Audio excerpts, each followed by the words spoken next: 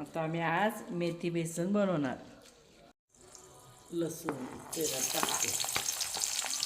आता मेथी हा कांदा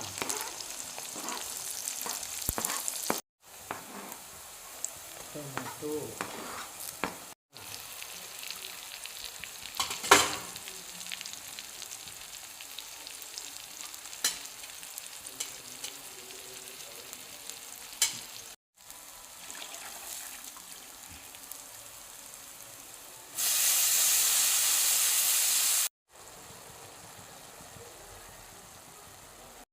हे बेसन पाण्यात टाकून घ्यायचं. आता हे पाण्यात मिक्स केल्यामुळे ह्याच्या गुठळ्या राहत नाहीत. हे बघा मेथी बेसन, खरडा, कांदा आणि तांदळाची भाकरी. या खायला.